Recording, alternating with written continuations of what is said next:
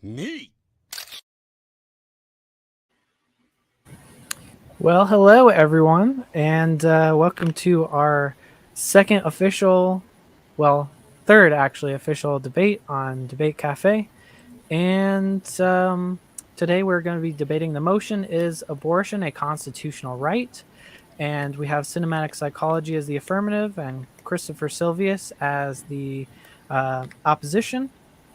And yeah, why don't you guys introduce yourselves? Start with cinematic psychology. Hello, once again, my name is Cinematic Psychology. I am the co-host of this channel with my friend Snake is Right. This is my first official scored debate that I have ever done in my entire life. However, I have been coaching debate for about 5 years now and coached them quite successfully, I might say. My YouTube channel focuses on media analysis, and my favorite color is red, so there you go. Moving on. All right, Chris.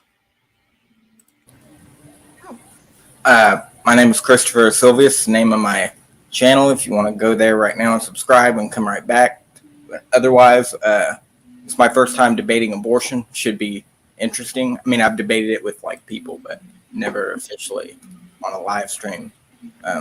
But that's pretty much all the small talk I have for this. Okay. And I will be scoring our two debaters tonight. And this is not a reflection of which side I think is correct, or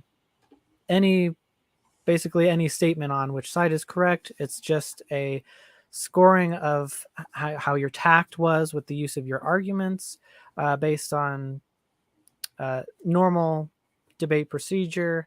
And so I'll try to be as objective and fair as possible. And yeah, so I guess we'll get right into it. And we have the affirmative going first for 10-minute maximum openers.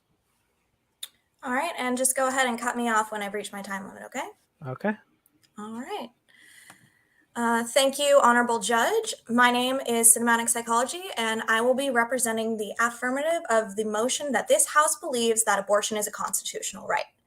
For the purposes of this debate, I will be defining a constitutional right as a right defined the protections and liberties guaranteed to the people by the United States Constitution. The burden of proof that I will be outlining for this debate is that if I can successfully prove that the United States Constitution supports a woman's right to abortion, I will win. If I fail to do this, my opponent will win. I plan on showing that the Constitution supports the woman's right to choose through the Fifth Amendment, which states that no person shall be deprived of life, liberty, or property without due process of law, nor shall private property be taken for public use without just compensation.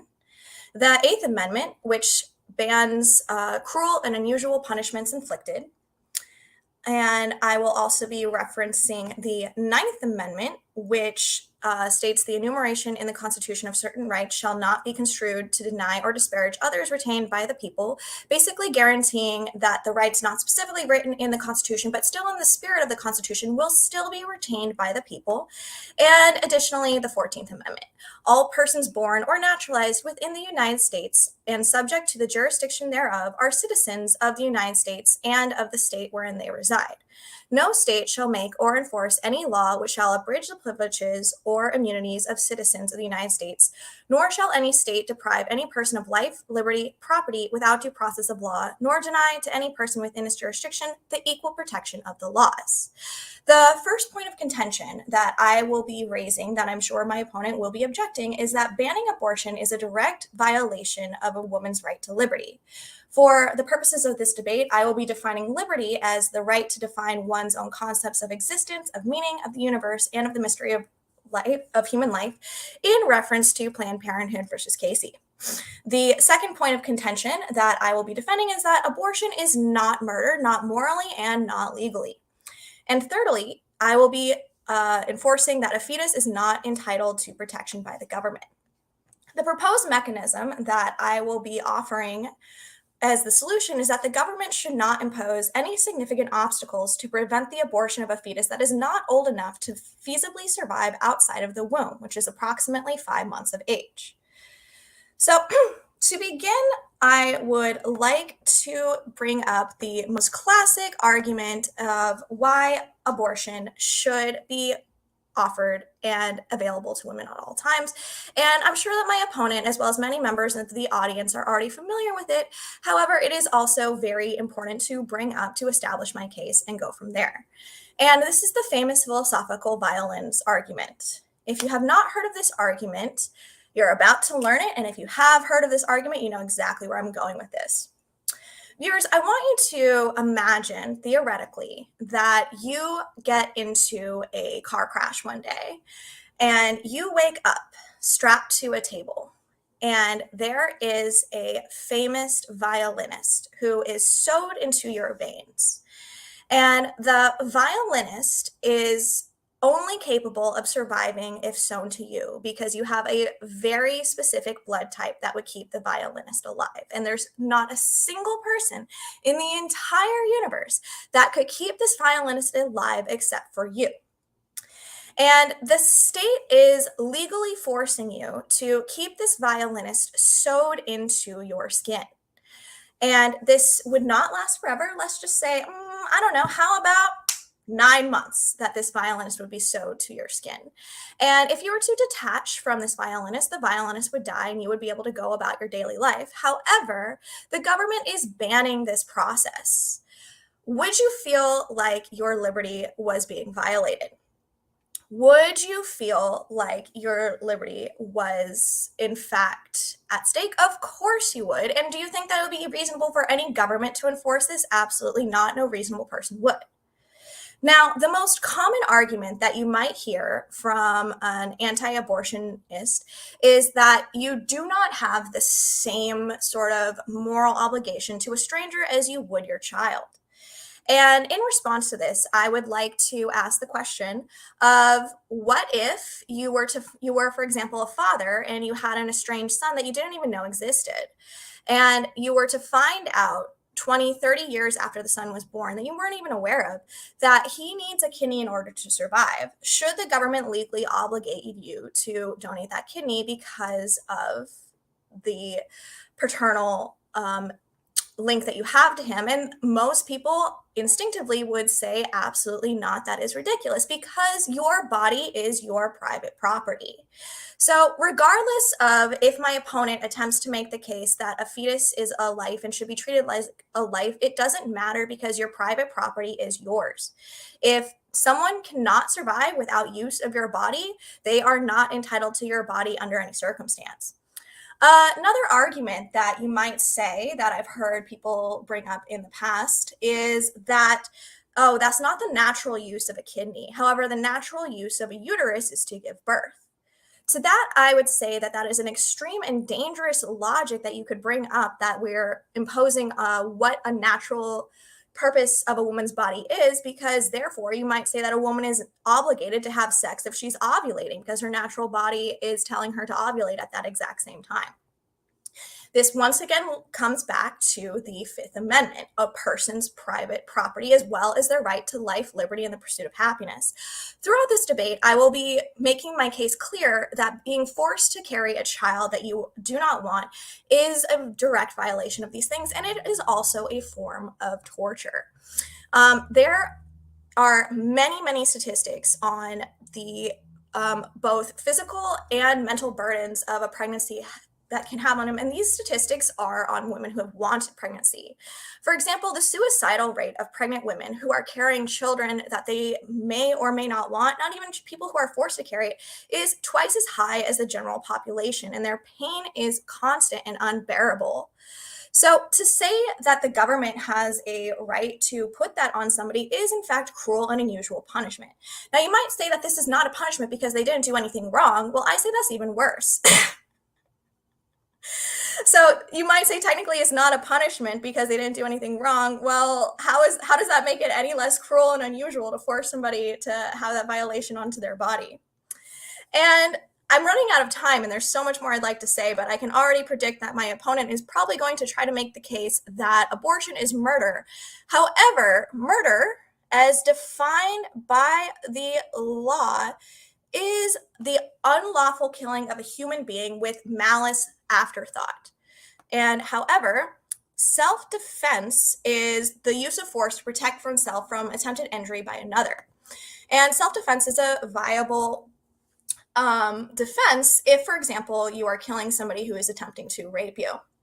So therefore, the protection of your own body is not considered murder by any means, even if I contend that a fetus is a life. And I'm not even going to begin to go there, because that is a philosophical question that Christianity itself disagrees on. There are biblical verses that cite that a person's not even a person until they are a month old.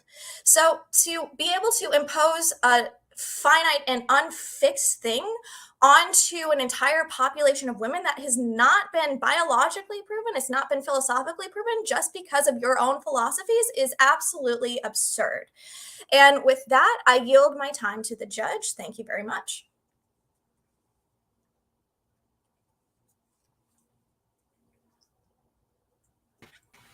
Okay, so we had about a minute and a half left. We can put that into the discussion portion if you would like. And so we're up to 31 and a half minutes. All right, and Chris, start whenever you're ready. You have up to 10 minutes. All right, just let me cancel this echo that I know is going on right now. And then let me share my screen. And this will only take me about 5 minutes. So there goes the echo. And then I'm going to share my screen now. All right, I'll just start whenever you start speaking. Mm-hmm.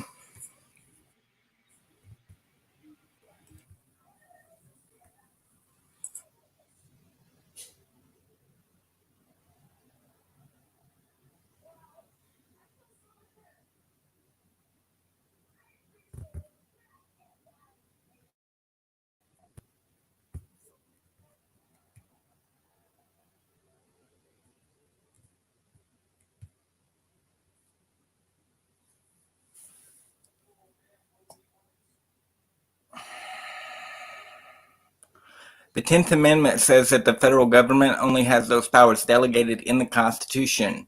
If it isn't listed, it belongs to the states or the people. So according to the 14th Amendment, like in the Roe versus Wade case, they focused in on the word persons, and those who opposed abortion, I guess that would be Roe, they wanted, they would say that a fetus is not actually a person, and so the 14th Amendment doesn't apply. But I'm going to argue that a person, a fetus rather, is a person, not only according to science, but according to the founding fathers who wrote the Constitution. Here's a excerpt from the case. We need not resolve the difficult question of when life begins, when those trained in the respective disciplines of medicine, philosophy, and theology are unable to arrive at any consensus.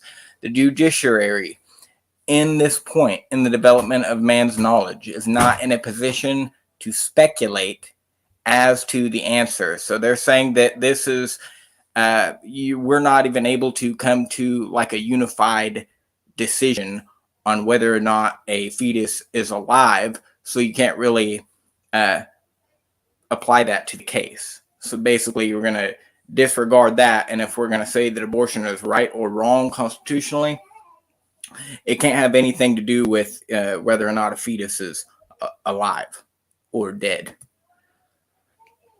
Now, I'm going to interpret the 14th Amendment, the Constitution, by using the Declaration of Independence, which speaks of laws of nature and nature's God that entitles a decent respect to mankind's opinion. And it also says that all men are created, they are endowed by their Creator with certain unalienable rights. Among these are life, liberty, and the pursuit of happiness. So, according to the founding fathers, God and nature's God which they wasn't specific on. They're just saying that, somebody created us. And if somebody created us, well, then it would follow logically that the creation begins at conception because, in science, when a cell duplicates, another life has been brought into existence. Whether you're talking about a bacteria or a human, something is alive at that point. So you go back to the 14th Amendment, persons would seem to indicate anybody not only that is born, but at conception, life is beginning. So if you're going to take away the life of an innocent child and they haven't even committed a crime, that seems to be murder, in my opinion. And it says in the Constitution, I believe they called this the preamble, maybe, the beginning statement. Several things are mentioned: establish justice, ensure domestic tranquility, provide for the common defense, promote general welfare, secure the blessings of liberty to ourselves and our posterity. Well, killing your own offspring seems to be a direct contradiction to this whole thing, And I'm going to stop sharing the screen.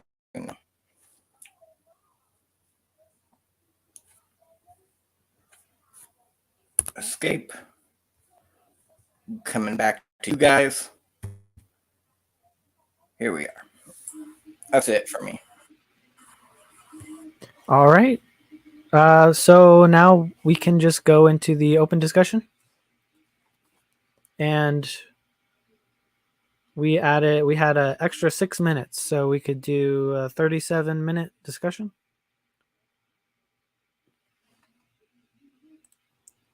You were muted. I'm muted? Yeah. Oh no. You can't hear me? No, well, I can now. You can hear me now? Yeah.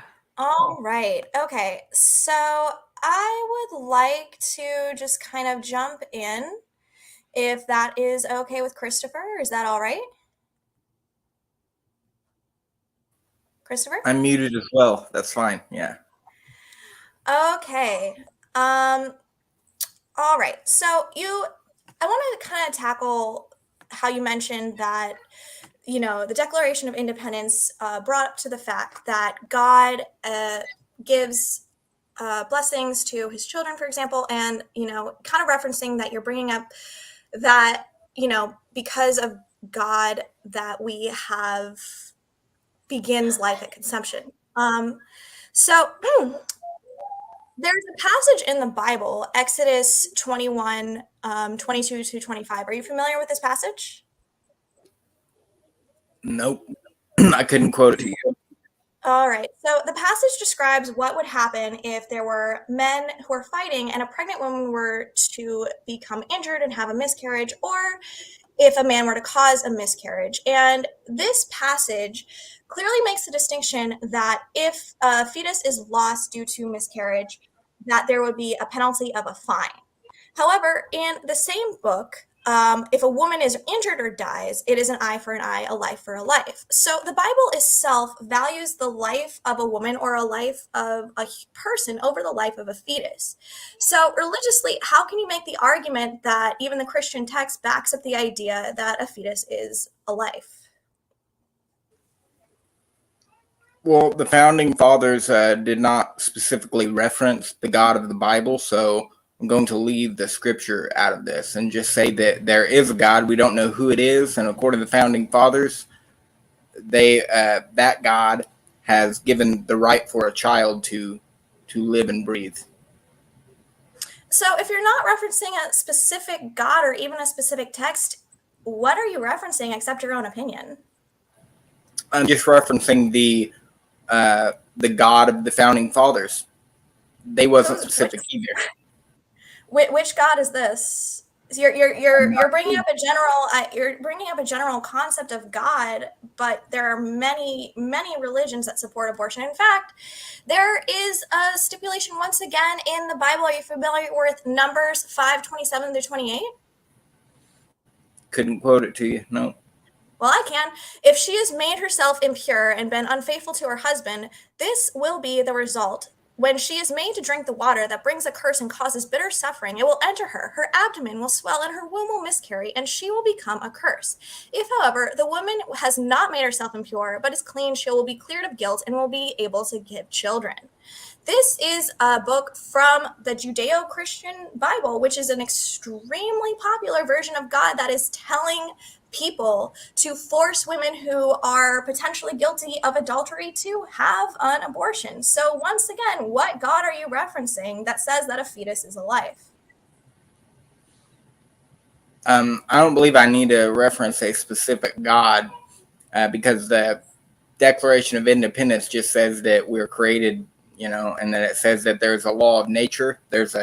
Nature has a God, and it's not necessary to identify that God in order to see clearly that there is a God and that nature has a God, and there are certain, moral standards that are higher than human government. They go beyond anything, that's of the physical world. Now, I'm not seeing anything in the Declaration of Independence that says that a fetus is a person and that it's considered murder to have an abortion. Do you? Not specifically. Not specifically? So what are you talking about? The 14th Amendment is what I'm actually referring to. I'm just interpreting the 14th Amendment based on the thinking process, if you will, of the Founding Fathers. The 14th Amendment. All persons born or naturalized in the United States are born or naturalized in the United States are subject to the jurisdiction of, are citizens of the United States and of the state wherein they reside. No state shall make or enforce any law which shall abridge the privileges or immunities of citizens of the United States. So what about that says that a fetus is a person? Well, it says that you can't take a life without due process of law, which means like you can't just kill somebody. It says all persons born or naturalized in the United States. A fetus is not born. Well, it continues, and says that any person that's alive in general that's in the United States cannot be killed without due process of law. I mean, you wouldn't be able to take a Mexican just because he's an illegal immigrant and kill him without due process of law. You'd have to either expedite him or put him on trial. Now, there's a difference between killing somebody, which is taking away their ability to live, which they have without your interference, and simply depriving somebody of their use of life. That is why when a fetus is viable, there's a big difference between when a fetus is not. Nobody is entitled to your life force in order to live, and you do not have to give it to them. So are you killing somebody right now because maybe you have a specific blood type and you're not going out and finding them and donating your blood? No. Why not? Well, I'm not. They could be alive. You're not doing anything. Yeah, I'm not responsible for them. They're outside of my body. They're not even a part of me. I had nothing to do with them even being born. So where's the distinction? The distinction is that when a woman has consensual sex, they know the outcome. They know the outcome. That means they're responsible for that life. Okay, let's take a bit of a deeper look. Did you know that in the 1940s, 95% of women had sex before marriage? Yeah. Do you think that most people just have sex for procreation's sake? This was the 1940s. What do you think that number is now? A lot higher. Yeah. So do you think that everybody is having sex because they intend to procreate? No. So you can say, for example, you can make the argument potentially that when you have sex, you are aware that you could get pregnant. You can also make the argument that when you drive, you're aware that you could get into a car crash. However, that doesn't mean that after you get into a car crash, you're not entitled to medical help. Right, but there's still something called manslaughter. So you're going to be responsible if somebody dies. going to be responsible if somebody dies. Okay. So you're saying that somebody would be responsible if somebody dies. So what if you have a miscarriage when you have a car accident? Should you be prosecuted for that?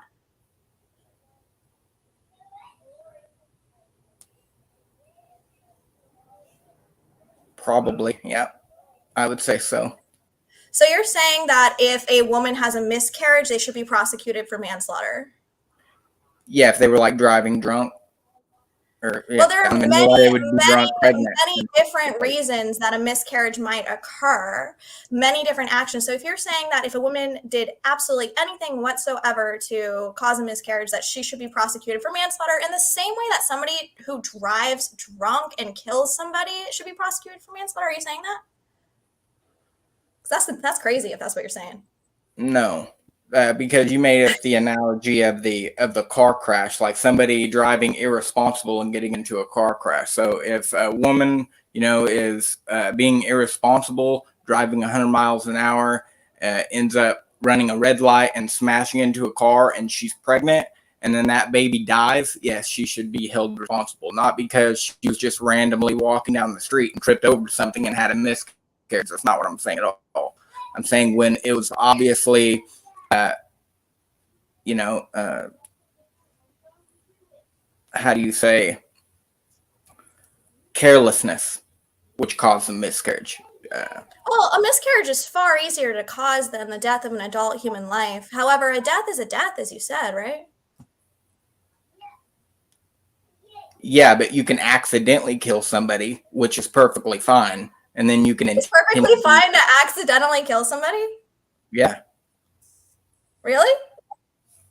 Well, according to the Bible, if you want to chase this rabbit real quick, there's a law in the Bible that says that if two men are out there swinging axes and one of them swings the axe and the handle flies off and kills somebody, you're going to have one of the family members that's very angry. And even though it's not his fault the axe handle flew off, he still has to flee to the city of refuge in order to be protected until the death of the high priest.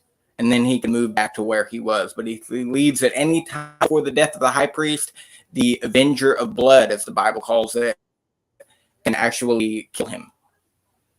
Yeah, so that supports, so according to your analogy, according to that logic, therefore, if a woman does anything to cause the accidental death of her child, she should be prosecuted in the same way as if she accidentally caused the death of an adult, because a fetus is a person, right? No, you're not understanding what I'm saying, if that's what I'm understanding. You're just not making any sense. Well, we'll leave that to the viewers, I guess. Yeah, okay. All right. Okay. So if you want to leave that to the viewers, why don't you try to convince me that a fetus is in fact a person in the first place? When a cell replicates, like a bacteria, another bacteria has been born. So the moment that the division of the cell occurs in the embryo and that baby starts growing, that cell begins to grow. It has now separated, it's like duplicated. You have 23 from the male, 23 from the female. They come together, and what do they call it? The stem cell, I guess, begins to grow. If it's not alive, then why is it growing? According to any definition of science, when like cell theory, cells come from pre-existing cells. So if a human cell has now been duplicated, it is technically alive according to science. Okay, so let me ask you this. Science is developing technology to artificially grow human organs, human kidneys, human hearts, using human cells. So if we were to, for example, take a human kidney that has been artificially engineered in a lab and accidentally or maybe even purposefully dispose of it, would that be murder? Is there another way you can say that? Okay, so science has developed ways to artificially create human body parts, kidneys, ears, hearts. If somehow, either accidentally or on purpose, those body parts were destroyed, is that considered murder? No. Why not? Well, because like a finger is not like the whole human, so it's not the same as murder. Like if you cut off Exactly. Bam, bam. A finger's not a human. A body part is not a human. So what is a human? It seems pretty subjective. all right. Can you murder should be legal, fair enough. Okay. So I want you to come with me and try to disprove any of my arguments about why abortion is a constitutional right. Why don't you start with the Fifth Amendment? Let me see what you can do about the Fifth Amendment. No person shall be deprived of life, liberty, or property without due process of law, nor shall private property be taken for public use without just compensation. Okay, how can you prove to me that that does not apply to the concept of a woman's right to choose? I don't see how it does apply to a woman's rights. Maybe you could explain that first. All right, why don't we just take a look at the concept of liberty? As you remember earlier, when I defined liberty, do you remember my definition of liberty, or would you like me to repeat that for you? Yeah, you can refresh my memory. I couldn't quote you verbatim, so. The right to define one's own concept of existence, meaning of the universe, and the mystery of life, citing Planned Parenthood versus Casey. All right. Now, what was your question? Can you tell me how the Fifth Amendment, no person shall be deprived of life, liberty, or property without due process of law, nor shall private property be taken for public use without just compensation, does not apply to a woman's liberty? Right, but then I asked you how that even does apply, like. All right, you want me to tell you? Okay, let me spell I'm it just out a for little you. confused here.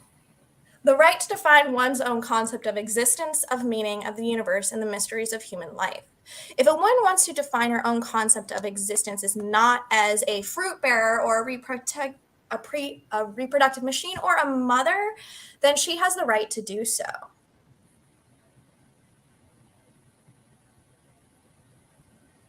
Well, yeah, I mean, you could be fat and call yourself trans slender, but that does not mean that you're not fat. But should you be outlawed from losing weight? Outlawed from losing weight? Yeah, that's the equivalent, hun. No, this is Yeah, not it is. logical. No, I'm not saying that a pregnant woman would tell herself that she's not pregnant. So if you're saying that a fat person can't call himself trans slender, you're saying that a fat person should be outlawed from losing weight. No, I'm just saying that just Why because you not? I mean, those are identify human yourself. cells. You can't kill human cells, right? So losing weight would therefore be murder.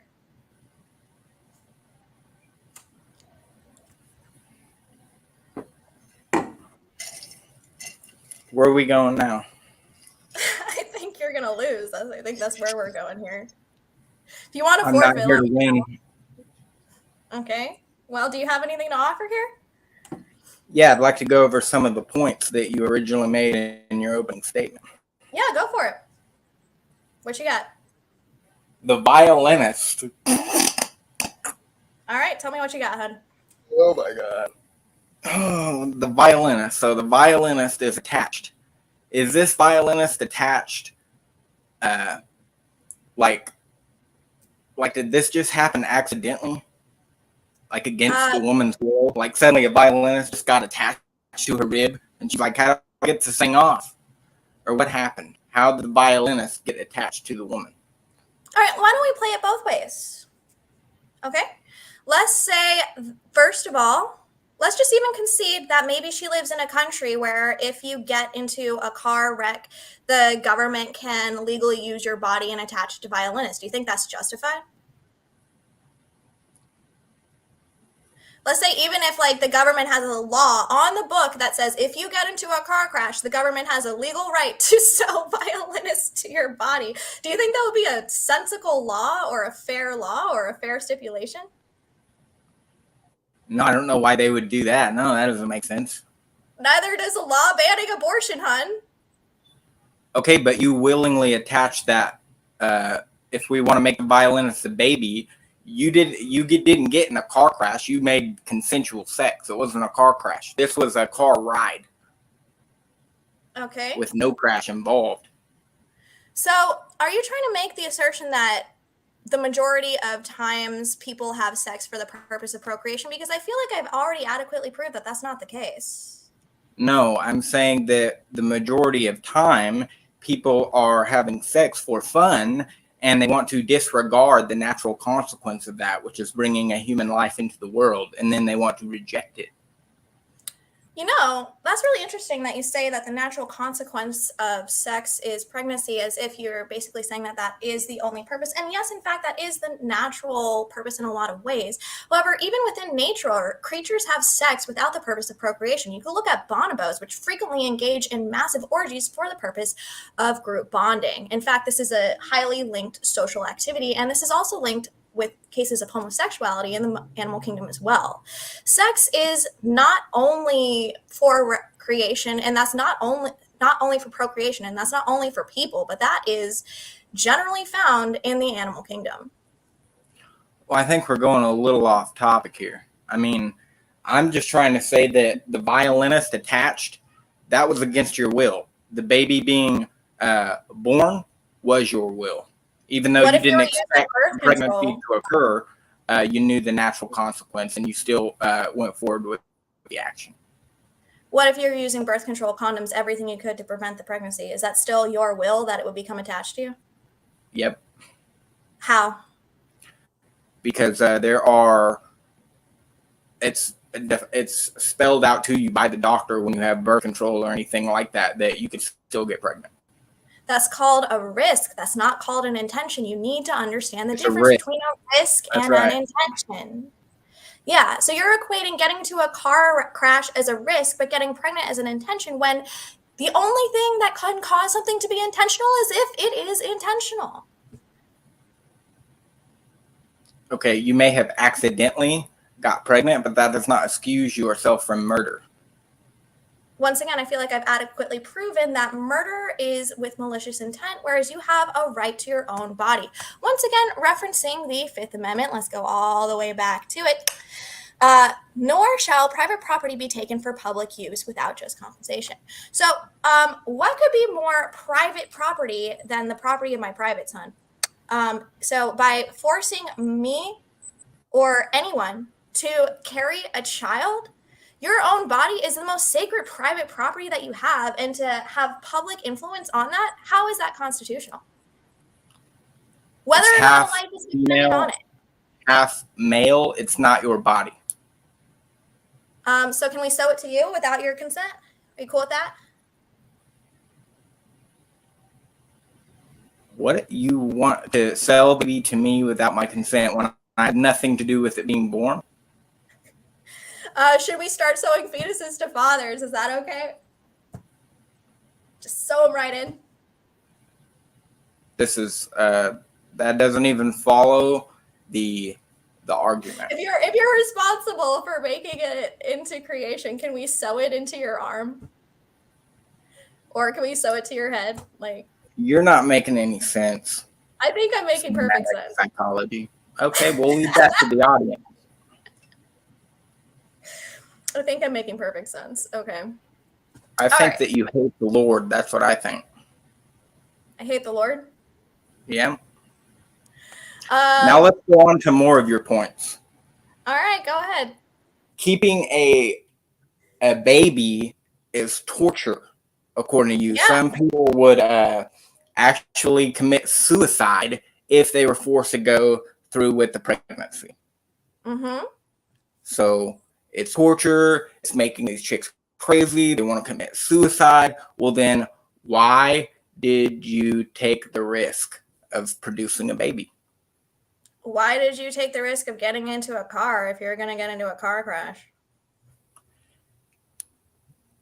The car crash is something that is tragic. Okay, when you come together to have sex, that is something that is very fun, even with animals, like you said. Driving can be Then you fun have too. to. The point is, you can't simply define a consequence of if it was intended versus if it was not intended arbitrarily. That is absolutely insane. You cannot simply say that pregnancy is intentional because you have a sex and you know it was a consequence, but a car crash is tragic because it's tragic. No, it's the exact same thing. If you were intended for something to happen, then it's intentional. If you were not intending for something to happen, it was not intentional, and you have absolutely no right to determine the difference. A car crash does not bring another human being into the world. What if it did?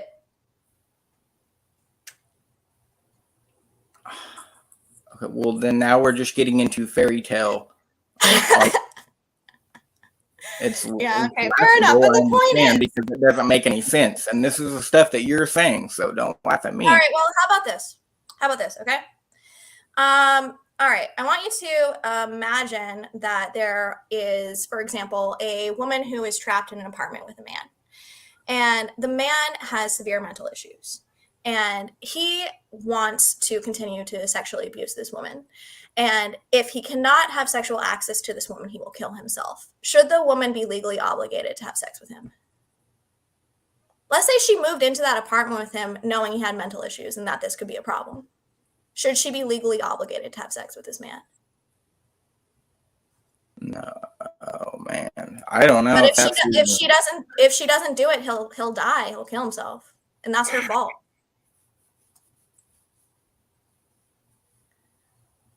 I'm gonna have to say no. But that's a human life at stake. He's dependent on her. She moved in knowing he was crazy.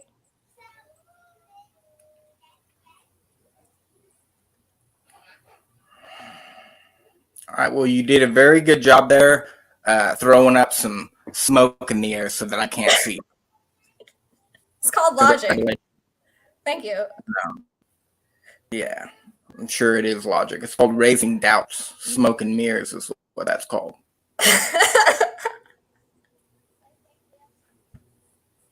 Do you want to forfeit? We can stop anytime you want. Forfeit? No. Let's move on to your next point. Okay. Abortion is you said that abortion is basically self-defense. Like if you get raped and you abort your child, it's like a self-defense mechanism. You know, you don't want the child because it came from rape, and so that's what I heard. I don't know, because you were saying, like, you went over a few points, so yeah, I wrote down. I was not making the assertion that? that abortion was self-defense. I was simply making the distinction between the death of another human being is not necessarily inherently murder. Once again, the legal definition of murder is the unlawful killing of a human with malicious afterthought. However, in the U.S. Department of Justice Office Program has determined overall, for example, rape can be viewed as a grievous physical and psychological attack that may be resisted by any and all means. At no point do these definitions mention intent from the attacker, rather harm to the victim. So you could say a rapist deserves to die because they're trying to harm a woman. However, the fact is that a woman has a right to kill her rapist, not due to the intention of the rapist, but rather the invasion of the body. The invasion of the body that is her private property. And I'd like to extend that self-defense to the protection of her body itself. So even if you can prove without beyond a shadow of a doubt, which you can't, that a fetus is a human, you cannot prove that terminating it is murder. You can't. Even if it was a human, and I'm not conceding that it is, you can't prove that it's murder. Why not? Because I don't see how that applies to this scenario of rape. Okay, once again, let me repeat for you. Overall, rape can be viewed as a grievous physical and psychological attack that may be resisted by any and all means. At no point do these definitions mention intent from the attacker, but rather harm to the victim. Invasion of your body. Now, rape can last minutes, hours. Pregnancy can last months.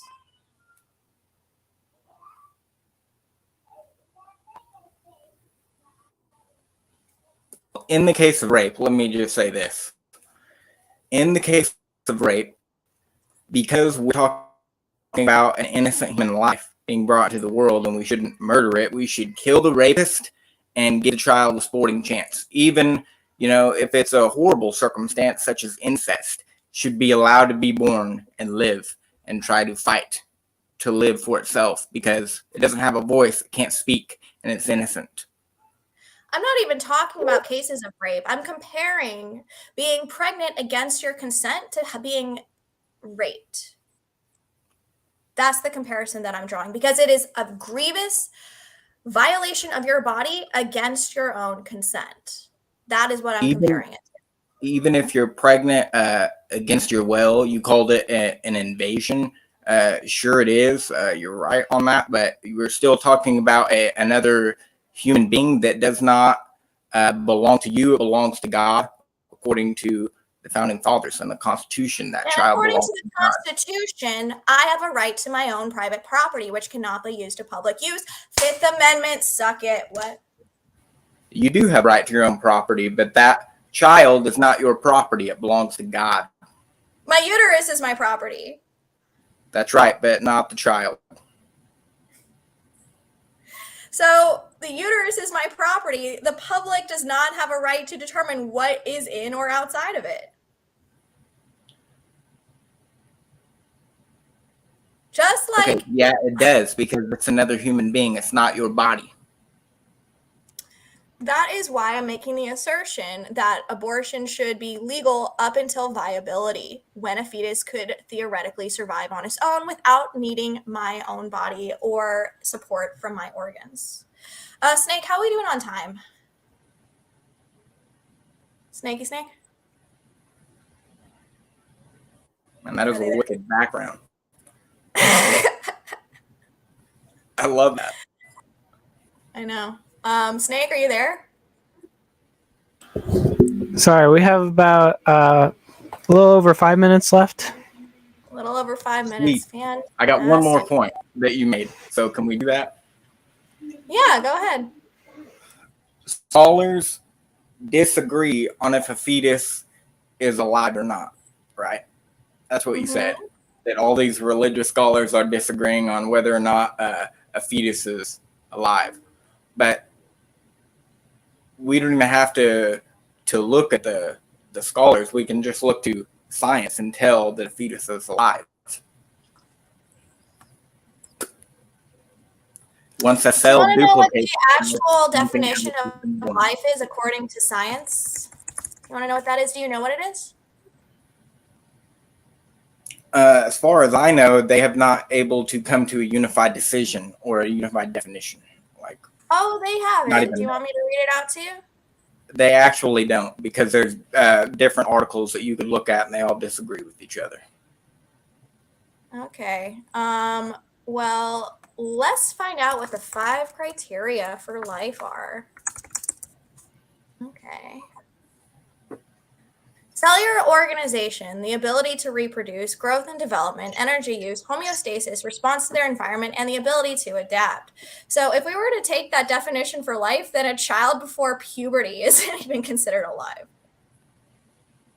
You could take that definition or the other 50 definitions that people have conjured up in their minds. Can you find a concrete definition that says that life begins at conception that is accepted by the vast scientific community?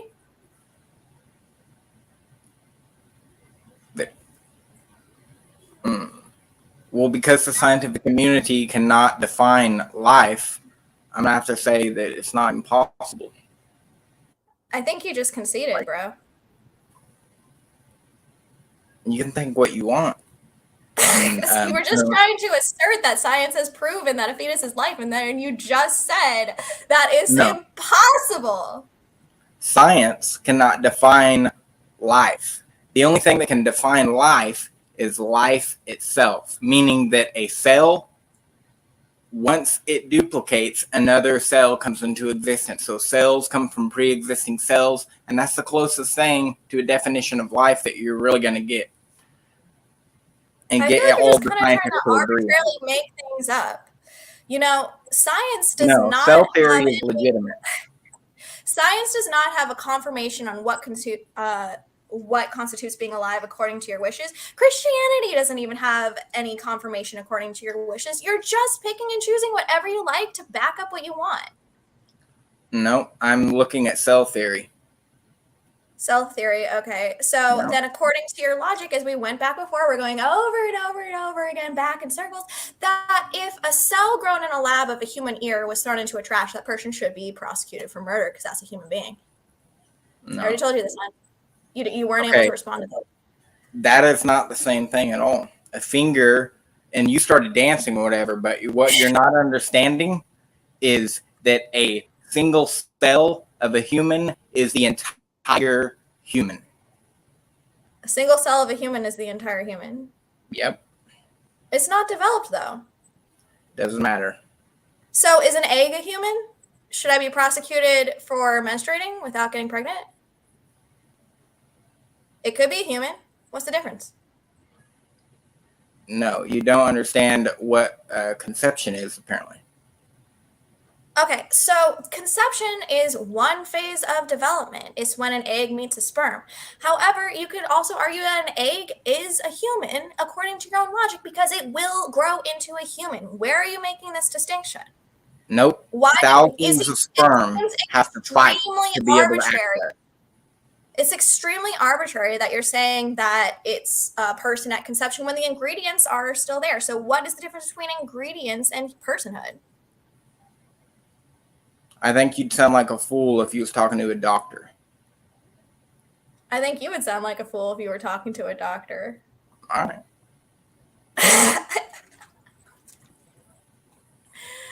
Okay. So anyways. That's all the points that 2 minutes left. From you all. I responded to them. Shoot. I don't know if I can say anything else on this topic because I think I've chased it as far as I can go. But if we have anything else that we want to talk about, I'm here for eternity or until I get really super tired. We have 2 minutes left. Okay. All right. I'm willing to end the open discussion as well. So with our format, it's the opposition that gets closing remarks first and then the affirmation. Would you like to make your closing remarks? 5 minutes maximum? Yeah. All right. Go for it. Well, I'd like to say, first of all, I really appreciate you guys bringing me on here. I know that I got laughed at, but that comes with the territory, and I actually enjoy that. I'm pretty much a fiend for it. I'd like to take that as often as possible because that's just getting me more mansions in heaven every day. But if a woman wants to decide, what to do with her body, that's fine with me. But it sounds to me like she wants to decide what to do with somebody else's body. And, because it's not her body. It's half female, half male. Not your body. That's pretty logical. Life begins at conception because when a cell duplicates, another life has been brought into the world, whether that be a bacteria or a human. And the Constitution, if you take it in context, the 14th Amendment is applicable to a fetus. Okay, so growing human in the womb is technically alive and it has rights that come from God, and you don't need to define that God. You just need to realize that there is one, not because science has proven it or whatever, but because it's in the laws of this country. It's in the Declaration of Independence. People have interpreted the Constitution many different ways. The best way to probably do it is to actually look at the ideas of the founding fathers and see how they interpreted it. But anyways, I think that cinematic psychology, you did a fantastic job.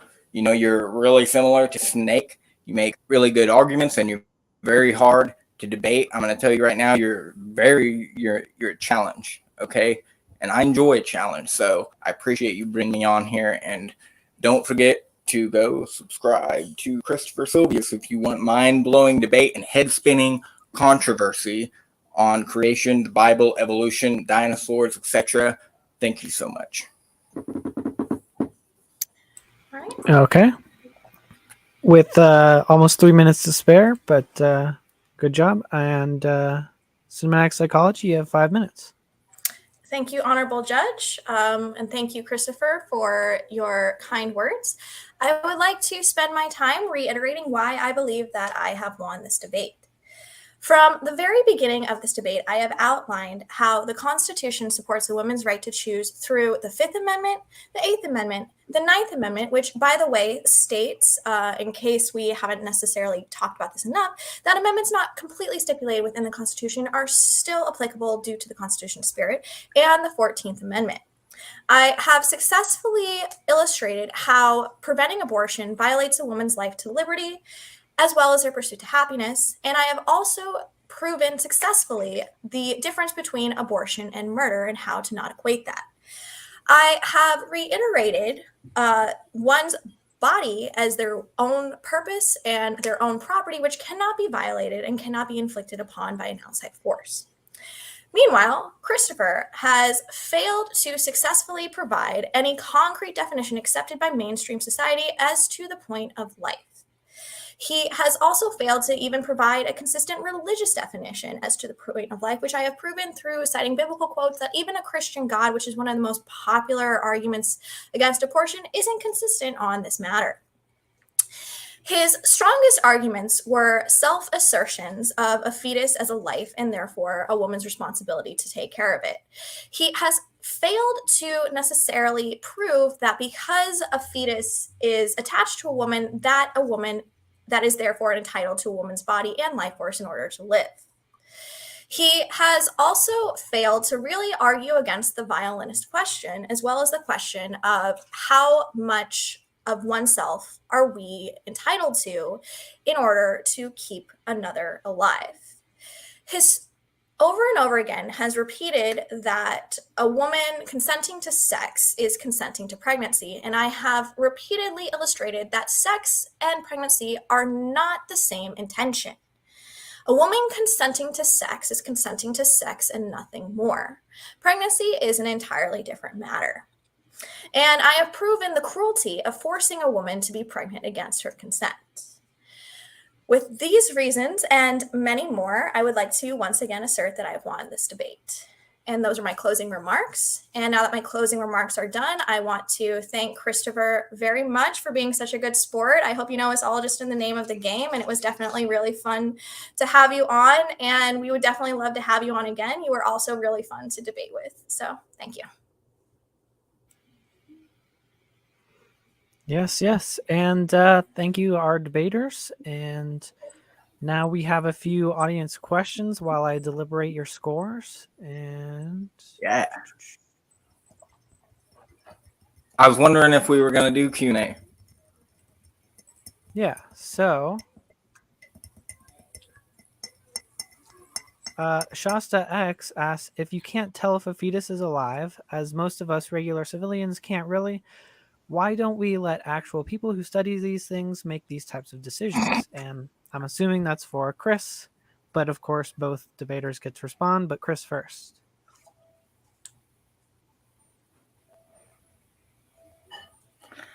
Oh, man. Woo. Most of us regular civilians can't really tell if a fetus is alive, so why don't we let the experts decide? Well, the experts have no idea, as she has illustrated already. So I think that we really have to look at science for that answer. And in my, I guess I can't say totally unbiased opinion, but in my opinion, science defines life by a cell simply replicating. I don't know what else to say about that. All right, response?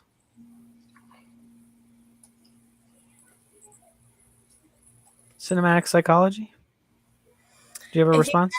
if you can't tell if a fetus is alive, as most of us regular civilians can't really, why don't we let people who study these things make these types of decisions? Well, I would say that it would be great if we could, in fact, get some conclusive evidence, but once again, we do live in a democracy. And as usual, Chris, you have the final word. I don't like democracy. How about that? Next one. Okay. The god that failed, you might say. Hmm. Um,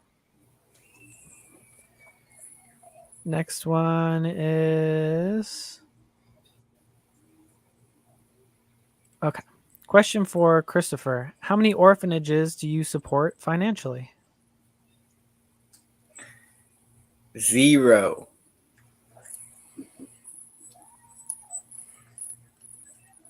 And you, cinematic psychology? Actually, one. Oof. All right. Yeah. I have a relationship with an Indonesian orphanage, and I've had this relationship for 6 years. So there you go. Okay. But that's ad hominem and it's totally irrelevant. So that should not be held against Christopher. So to be fair. All right. And one more from Standing for Truth. Now we appeal to the animal kingdom for human morality. I guess rape, stealing, and murder are all okay since bonobos have giant orgies. Yeah, you're absolutely right. We should outlaw premarital sex. Totally. Make it premarital sex is evil. We should just make it against the law. Totally equivalent. That's my answer. Outlaw premarital sex. Death ban. Death ban. Okay. And Chris? Yeah, I think that. Whew, that's a hot topic there. Premarital sex. Is man, bonobos having orgies. There's some stuff in the animal kingdom I'm simply not familiar with, apparently, but I know that some weird stuff happens. I'm thinking though that there's really not any danger when it comes to animals. They're just animals. They're acting out. They're going crazy. But humans, when they go crazy, serious stuff happens. Other humans are brought into the world, and we have to be responsible for that. So we should be obligated to uphold that human life if it is born, even if it is not your will necessarily that it was born. We're not an animal. We are a human, and we are created by God, not according to me, and not necessarily even according to the Bible. The founding fathers believed that we were created by God and that He had endowed us with certain unalienable rights, that among these are first and foremost life.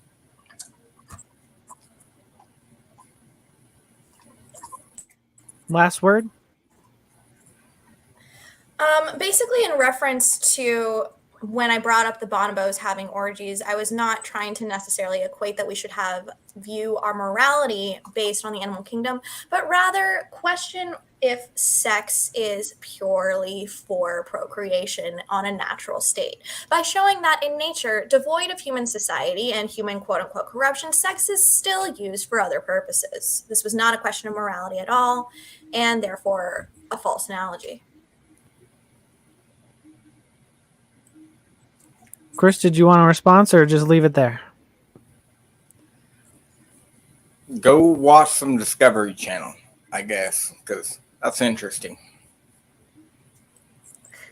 Okay, and you always get the final word, so Um, since this is your question. Thank you and God bless. Okay.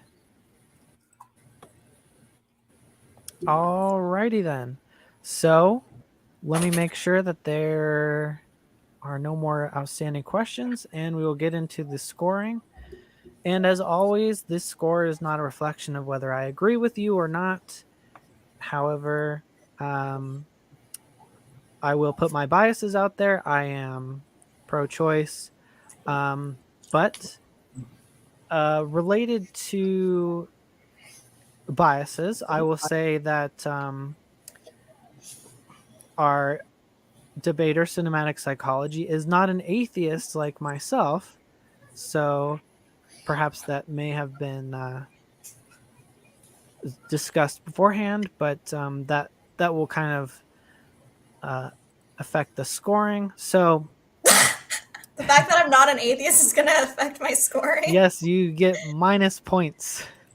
That's not fair. We're both not atheists here.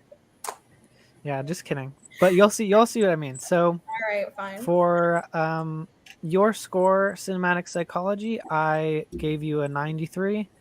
Um, in your opening, you defined your terms. You anticipated some counter arguments. You did not cite your biblical verses in the opening, but you did cite them eventually. Um, and you brought those up in the open discussion. You cited the actual references, quoted them. Um, you brought up the constitutional arguments of persons born or naturalized. You went through risk versus intention, um, and I thought that you demonstrated a breadth of knowledge of the subject, and I would have liked to see maybe more focus on the constitutional right to privacy, but I think you did cover that in um, rights to private property a little bit. Um, let's see what else. Um, I did think. Well, I'll put that in Chris's analysis. So as far as style, I think that I understand your mannerisms. You're a very animated person. I think maybe could have been a bit condescending at times, but fun nonetheless. Um, I'm sorry, Christopher. I got a little too excited. It's nothing personal. I'm the same way with Snake. oh So yeah, much more brutal, in fact. Um, and I thought you made good use of your time. Your strategy was effective with your attacking questions. You always seem to know where you were headed with each point. So yeah, I gave you a 93 overall. Chris, well, I thought that your best point was you said that she was trying to decide what to do with someone else's body, referring to the child. Um, I didn't hear a response to that, but everything else I think that you brought up, I did hear a response to. Um, I thought that you relied on God and not a legal argument. And then when pushed on that, you didn't have any biblical citations for your biblical arguments. And it was tough for you to rebut what was legally defined as a life. Um,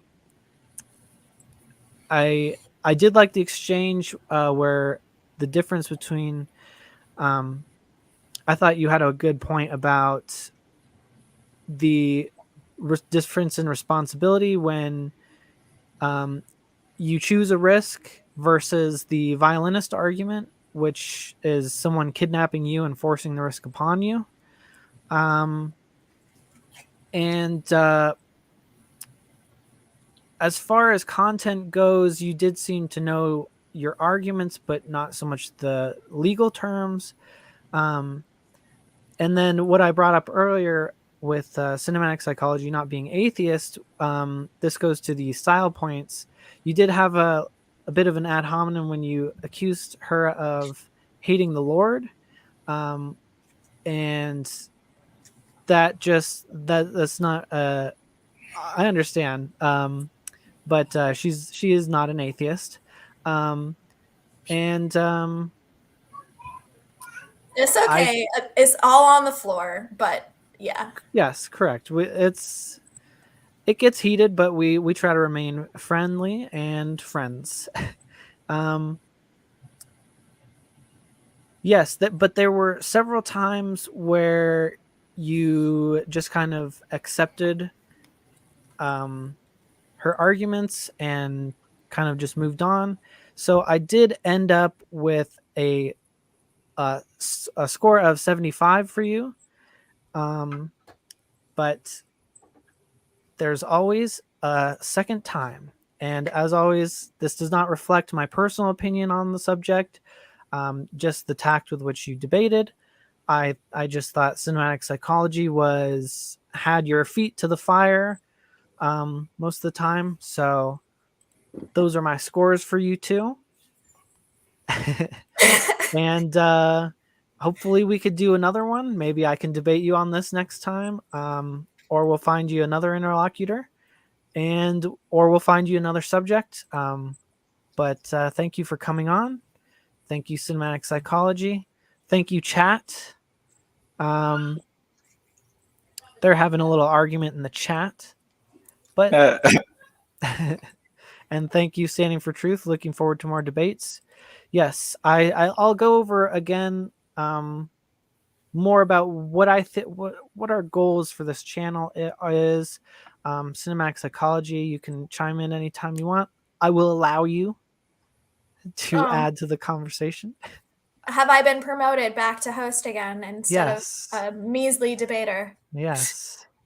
Yeah. So one of my main intentions for the channel is to kind of give a platform to us smaller creators, because modern day debate has become far too large for a lot of us, as well as I like kind of the formal debate style, the scoring system. Oh, look at that.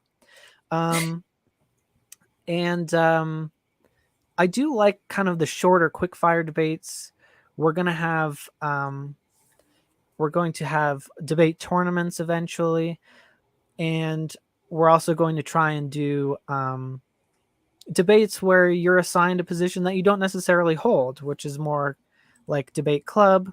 And yeah, so we're going to just have fun with this. We didn't really do this time, but I like the idea of POIs, which is when you interject another person's opening statement. So there's a little bit more engagement. It breaks up especially for long opening statements and rebuttals, it kind of will break up, so you don't have a chunk of like 40 minutes or 30 minutes of people just talking without interacting with each other.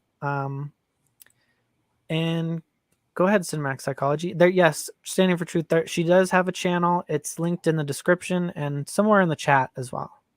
Yep, I do have a channel, Cinematic Psychology. That is correct. So our goal is to try to make as unbiased a platform as possible, and to try to make a fair and sort of quantifiable way to score people. So I guess just take our word for it that I did not bribe Snake for that. If you're interested in trying to debate, we are happy to have you on our channel. You can register via the form in our About section. You're welcome to select a debater that you're particularly interested in debating. You're also welcome to request a third-party judge if you don't trust us, even though Snake and I are awesome. And like Snake said, we're hoping to create a tournament in which adults can compete to be the ultimate debater, not necessarily picking their side. And we also host open mic nights. Snake, do you want to tell them about open mic nights? Yeah, so we have a couple different formats for the more formal debates, but we will also want to be able to hold just an open mic night, just to have a platform for whoever wants to come in, meet people, have random discussions. And we have not decided whether that's going to be random or not, or whether, maybe every Sunday or something like that. But we will let you guys know. And I'll add, her and I do have a lot of disagreements, so we are not attempting to be on each other's sides. No, we hate each other. Yeah. Chris, I was telling her I hope that you did better tonight, just so I could prove that I'm unbiased. Yeah, Snake literally said that they hope I lose. Like, I'm sorry to disappoint. I lose every debate, I think, but well, I don't want to look at it as winning or losing, but just kind of Tracking our scoring your progress. performance. Yeah, Yes. tracking our The progress. other thing want to kind of accomplish with this community is kind of help people improve their debate skills, because we also publish how we score things. So we want to start helping people improve in strategy. And of course, I am always improving my strategy after every debate. I'm kicking myself. I should have done this and that. So yeah. We're all learning how to be as persuasive as we possibly can, and scoring is a huge mechanism for that because it gives us a basis of comparison from debate to debate. So you're not comparing yourself against your opponent, you're comparing yourself against your last debate. Sorry, Yes. my debate coach is coming out. Yeah. Great. And as always, leave feedback in the comments. Anything you'd like to see or see changed, or yeah. And Snake, if you could send me a copy of this, I'd like to upload it to my channel. And with that, Christopher, it's been so much fun working with you. I really appreciate you being such a good sport. I know I was not as formal when I was getting too into it, so I do apologize for that. And I know you don't actually think I hate God. And I don't think you hate God either. What's up? I think you do think I hate God. Yeah. Oh, well. Yeah. Well, with that, God bless you. Okay. All right, Taylor. I mean, Snake. I'm going to log off. All right. All right. We're going to kill it. Thanks again, guys. Bye.